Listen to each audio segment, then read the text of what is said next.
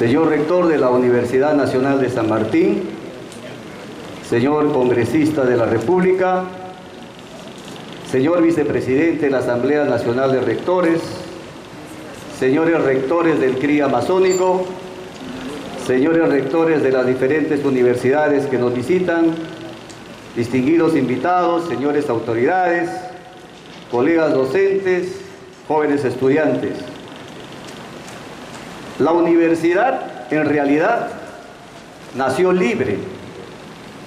La universidad nació autónoma. La universidad nació independiente de toda injerencia política, ideológica, religiosa, económica o de cualquier otra índole. La universidad en sus orígenes no fue creada por el Papa, no fue creada por el rey, no fue creada por el Estado, el presidente o los congresos de la República. La universidad en realidad fue creada por los muchachos.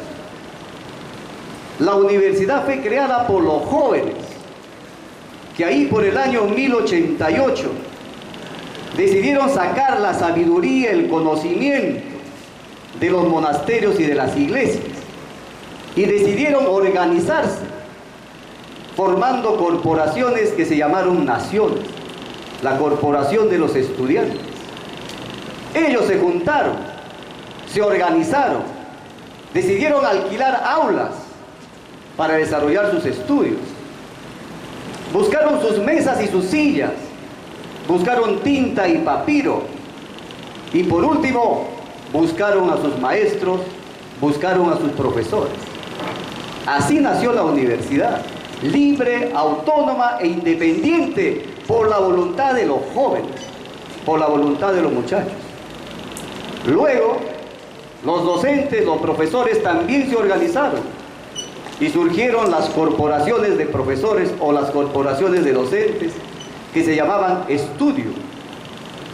Y luego estas dos fuerzas, las corporaciones de estudiantes y las corporaciones de docentes, se unieron y surgió lo que se llama universitas, que significa universal y que es el origen de la palabra universidad. Entonces la universidad no nació por mandato de ningún poder fáctico externo, religioso o político o de cualquier otra índole. Muy bien, entonces las universidades nacieron de la organización de los muchachos, de los docentes, pero después sucedieron cosas extrañas en la Edad Media. De pronto el Papa comenzó a crear universidades por bula papal. Los reyes comenzaron a crear universidades por reales cédulas. Y también cuando se organizaron la República, los estados, a través de sus congresos o a través de sus propios poderes ejecutivos. Así, por ejemplo, el Papa Alejandro IV creó la Universidad de Salamanca en el año 1255. El Papa Clemente VI, la Universidad de Valladolid. El rey Alfonso VIII, la Universidad de Palencia en España en 1214. El rey Alfonso IX de León funda la Universidad de Salamanca en 1218. La Universidad Nacional Mayor de San Marcos fue creada por Real Cédula del 12 de mayo de 1551. El rey creó la primera universidad de América y del Perú. Tras 700 años de dominio clerical de la monarquía y en general del Estado, de alguna manera estas universidades que nacieron libres, autónomas, independientes, se envilecieron. Y luego de ser libres, independientes, autónomas, se volvieron elitistas y verticales. Y entonces, una vez más, los muchachos de la Universidad de Córdoba, Argentina, el año 1917, insurgieron para devolver a su universidad su libertad, su autonomía, su independencia. Y la reforma universitaria se convirtió en un movimiento continental que tuvo efectos en América Latina, en los Estados Unidos, en Europa y por supuesto en el Perú. Y acá tenemos algunas de las conquistas de la reforma universitaria. La autonomía universitaria es su primera gran conquista. Sí, señor. El cogobierno, es decir, la participación de los estudiantes en el gobierno de sus universidades. En el Perú tenemos el tercio estudiantil. La gratuidad de la enseñanza, la extensión universitaria, la libertad de cátedra, la asistencia libre, la cátedra libre, nacieron producto de la reforma universitaria para rescatar a la universidad, la autonomía, su libertad y su independencia frente a poderes fácticos. Y eso generó un gran cambio en América Latina y tuvo enormes efectos en el Perú. Y en ese marco también se desarrolló la Universidad Peruana. Quiero yo hablar algunas estadísticas interesantes para entender el proceso de la Universidad Peruana en los últimos 80 años.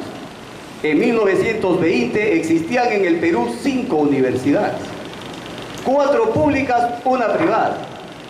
La Universidad Nacional Mayor de San Marcos, la Universidad Nacional San Antonio de Abad del Cusco, la Universidad Nacional San Agustín de Arequipa, la Universidad Nacional de Trujillo y la Pontificia Universidad Católica, que era la única universidad de carácter privado. En ese entonces habían 3.000 estudiantes en las aulas universitarias.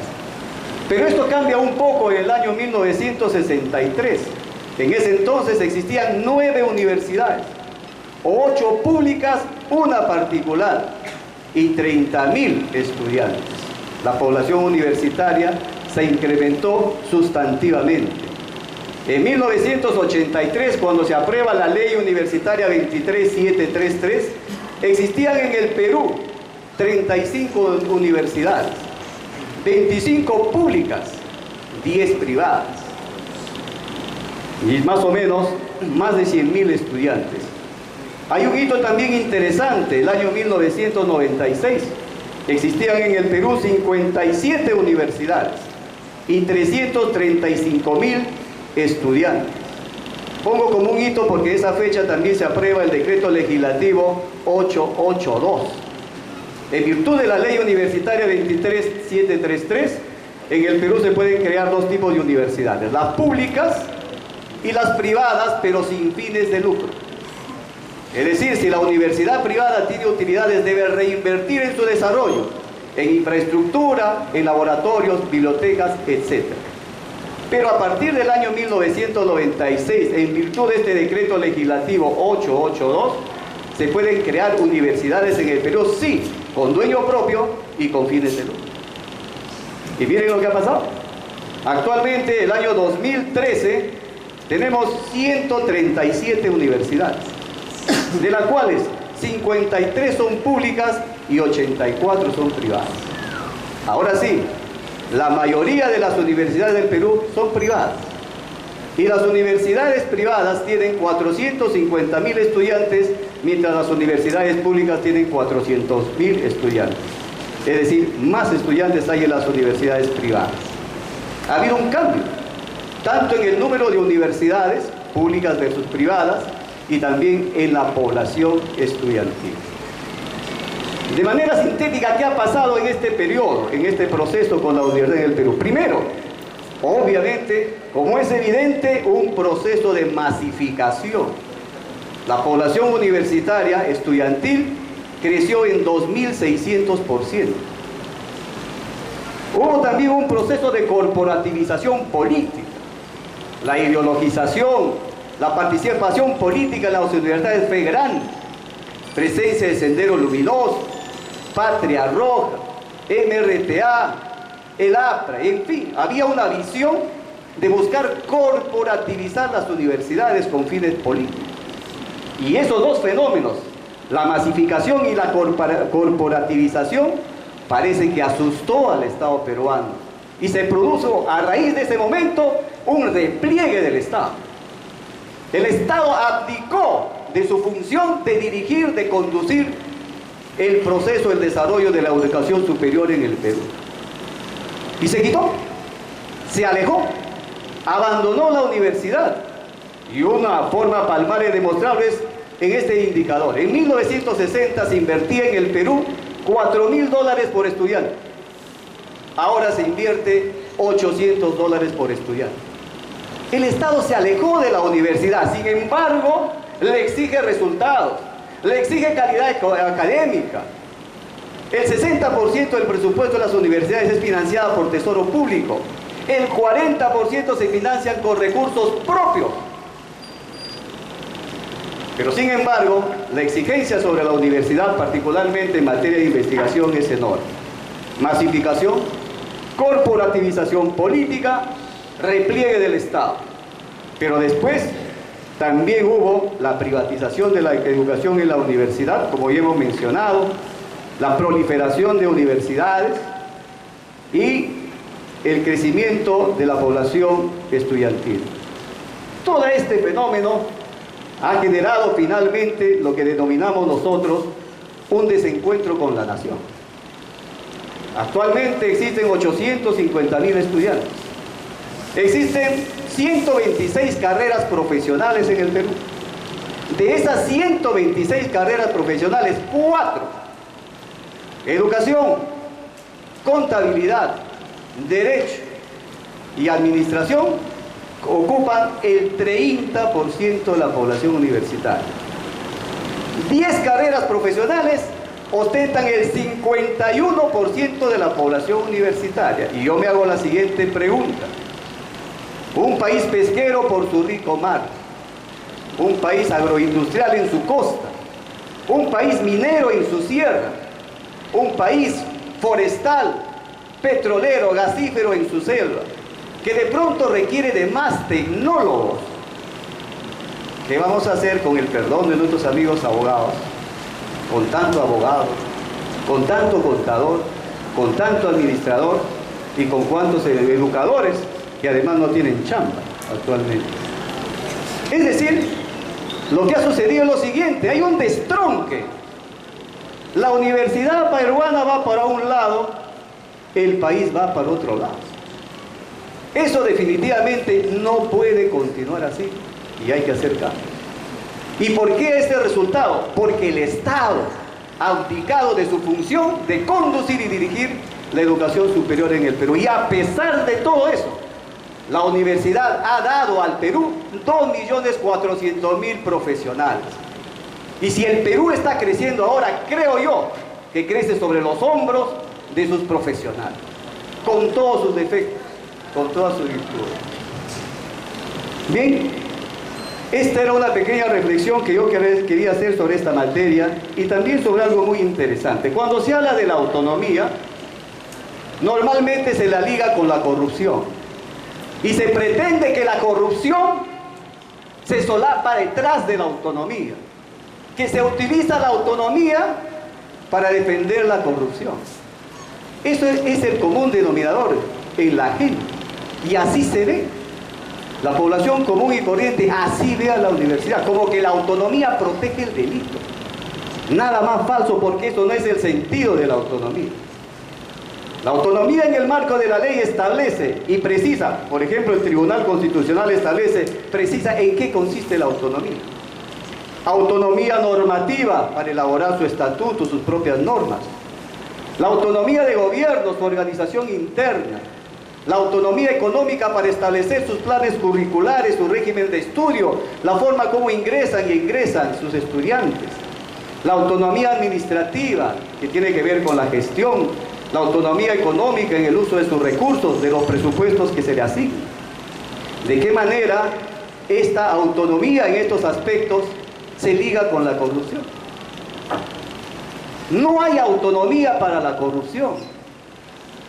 El Ministerio Público puede investigar libremente si se denuncian actos de esa naturaleza.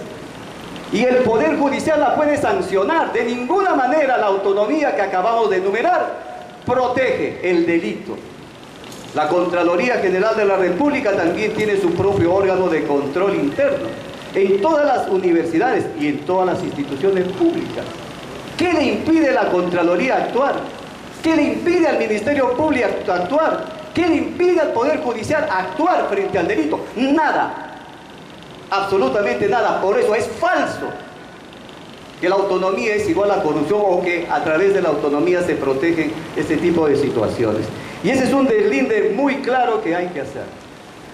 Y hablando de deslinde, para finalmente acabar mi participación, sería bueno decir a nuestro amigo el congresista Daniel Mora, quien ha sido invitado a este evento, no ha tenido la gentileza de respondernos formalmente, sí a través de su asesor, el señor Braulio Castillo, que nos dijo que por razones de agenda no podía estar acá, pero le pedimos entonces que designe un representante, a alguien que venga a su nombre a sustentar el proyecto de la nueva ley universitaria, que en gran parte él la sostiene. Decirle a él, perdón, aunque en ausencia, pero seguramente se enterará por ahí, que la universidad no es un cuartel. La universidad no es el ejército ni las Fuerzas Armadas, que son una organización que tiene por su particularidad, por su función, por sus objetivos, una estructura vertical y jerárquica, y así debe ser. Porque no es posible una institución que tiene que ver con la defensa de la patria, la discrepancia. Si el presidente de la República, ojalá nunca sea así, toma la decisión de bombardear Guayaquil, por ejemplo, el general de la Fuerza Aérea con sede en Chiclayo no puede ponerse a discrepar. En las Fuerzas Armadas, sí, señores, tiene que haber verticalidad, y esa es la esencia de las Fuerzas Armadas. Pero la universidad no es un cuartel. La universidad es una institución diferente, cuyo objetivo es la creación intelectual, la creación de conocimiento. Y esa creación de conocimiento depende fundamentalmente del pensamiento crítico.